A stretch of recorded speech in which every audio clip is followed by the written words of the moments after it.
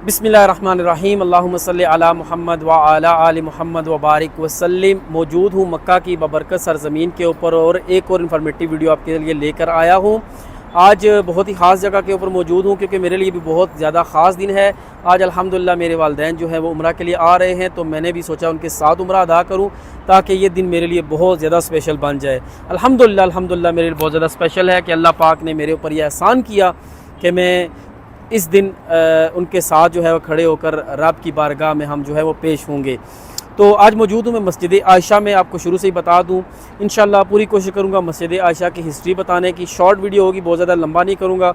और इसके मुतल्लिक जितने भी सवालात हैं, वजह तस्मिया क्या है, इस इलाके का पहले नाम क्या था और मस्जिद आयशा इसका नाम कब पड़ा, ये सारी चीज़ें इंशाल्लाह। और अगर आपने यहाँ पर पहुँचना है तो कैसे पहुँच सकते हैं, क्या क्या ज़रिए हैं, इससे रिलेटेड जितनी भी चीज़ें इंशाल्लाह मैं कवर करूँगा। आपको मैं दिखाता हूँ, ये मेन रोड मक्का मदीना वाली रोड है। ये इधर इस साइड के ऊपर जो है ये मक्का है, जहाँ मैं उंगली इशारा कर रहा हूँ, ये मदीना की तरफ रोड जाता है, ठीक है।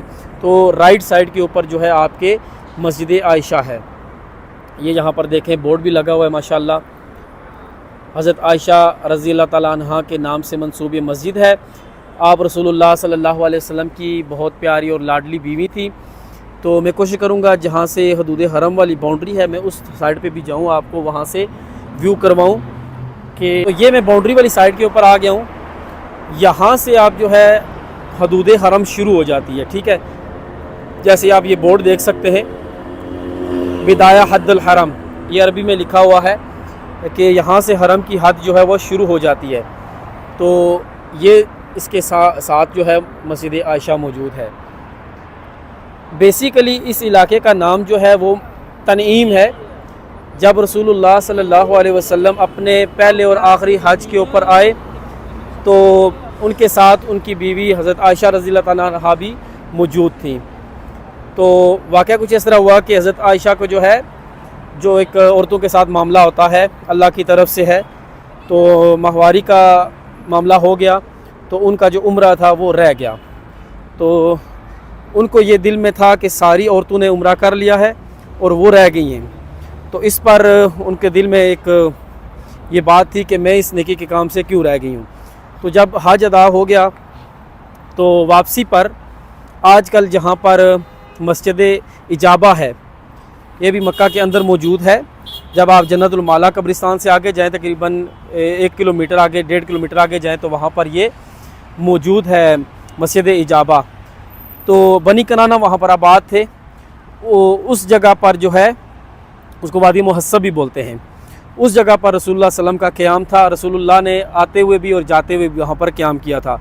और जब रसूलुल्लाह मदीने की तरफ वापस जा रहे थे तो वहाँ पर क़याम के दौरान हज़रत आयशा रज़ी अल्लाह ताला अन्हा ने ख्वाहिश का इजहार किया कि या रसूलुल्लाह, सब ख़वातीन ने जो है वो उम्रा भी अदा किया है, तो मैं भी चाहती हूँ कि मैं भी उम्रा अदा करूँ।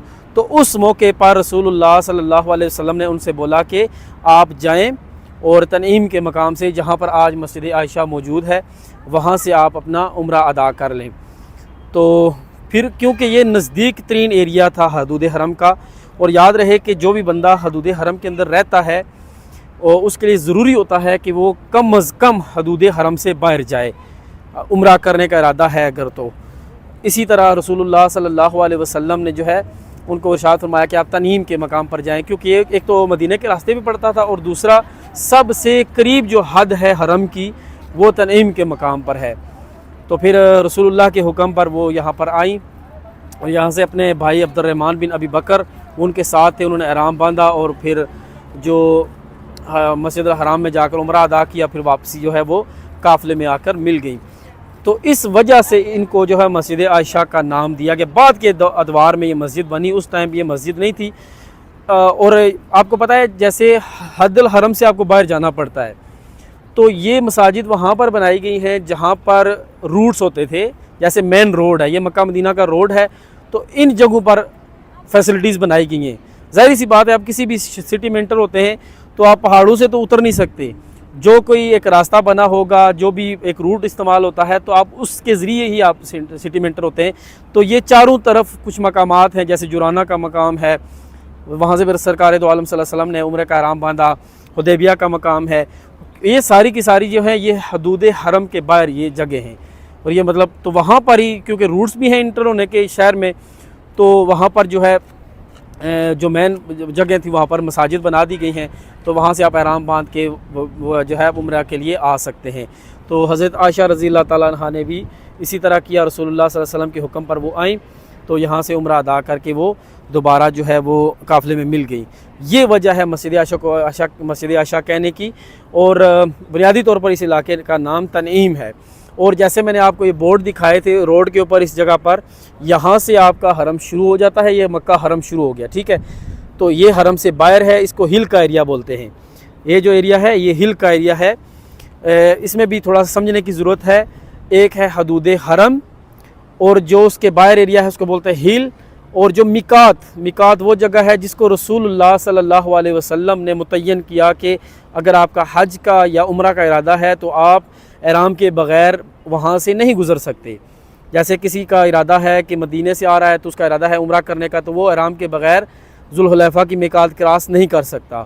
اسی طرح کوئی ادھر دوسری کسی میقات کو کراس کرتا ہے تو اس کا ارادہ اگر عمرہ کا یا حج کا ہے تو وہ اس کو کراس نہیں کر سکتا، اس کے اوپر دم پڑے گا، وہ گناہ گار ہوگا اگر اس کے عمل کو وہ ترک کرتا ہے تو یہ چیز ہے وہاں پر آپ نے ذہن میں رکھنی ہے۔ تو یہ جو بیچ کا ایریا ہے، درمیان کا ایریا ہے، اس کو ہل بولتے ہیں۔ جیسے ابھی جدہ ہے اور یہ مسجد عائشہ ہے، یہ اس کے حدود کے درمیان یہ سارا ایریا ہل کا ہے۔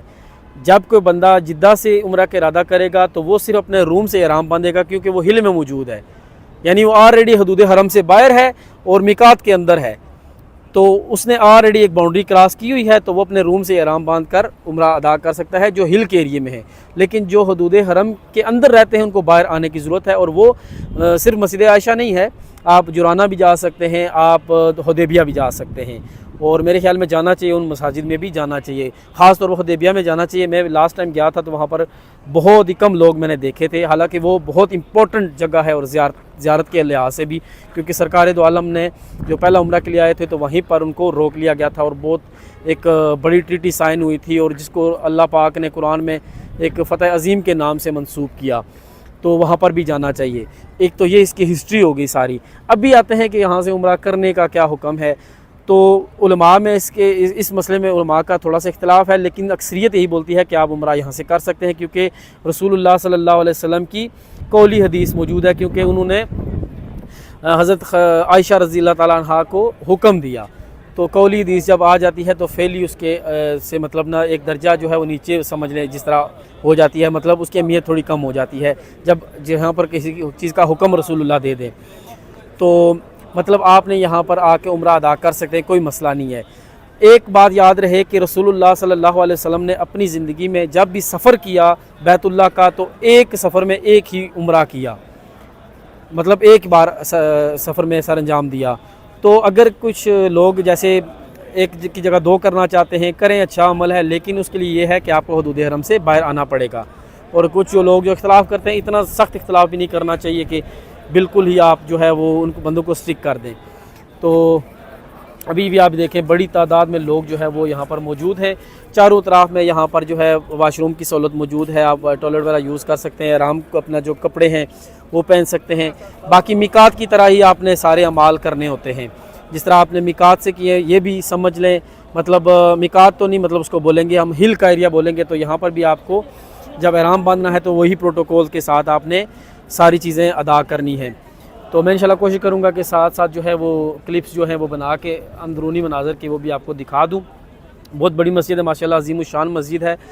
تو یہ حدود حرم سے باہر ہل کے ایریا میں واقع ہے، اور سب سے قریب ہونے کی وجہ سے لوگ زیادہ تر یہاں کا رخ کرتے ہیں، کیونکہ یہ حرم کے سب زیادہ قریب ہے، تو کافی لوگوں کا وقت بچ جاتا ہے، اور بالکل مین روڈ کے اوپر اس وجہ سے۔ باقی دوسری میقات ہل کے اوپر بھی لوگ جاتے ہیں، لیکن اکثریت لوگوں کی یہاں پر ہی آتی ہے۔ تو اس کے معاملے یہ ہے کہ آپ یہاں پر آ کر عمرہ ادا کریں، ہمیں بھی دعاؤں میں یاد رکھیں۔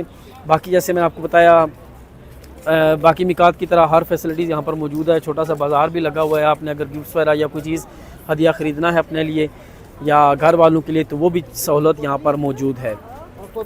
تو بڑے بڑے قافلے ماشاءاللہ موجود ہیں، یہ بھی آئے ہوئے ہیں اسی کام کے لیے یہاں پر۔ تو جیسے آپ حدود حرم میں ہوتے ہیں تو آپ کو 1 لاکھ نماز کا، جیسے سرکار دو عالم صلی اللہ علیہ وسلم کی حدیث میں موجود ہے، تو وہ اس کا ثواب ملتا ہے، تو وہ حدود حرم کی اس طرف ہوتا ہے۔ جیسے آپ حدود حرم سے باہر ہوتے ہیں تو وہ نارمل جیسے آپ پوری دنیا میں جہاں پر بھی آپ نماز پڑھیں تو وہ، لیکن یہ اللہ کے جو گھر کے ایک خصوصی پروٹوکول ہے۔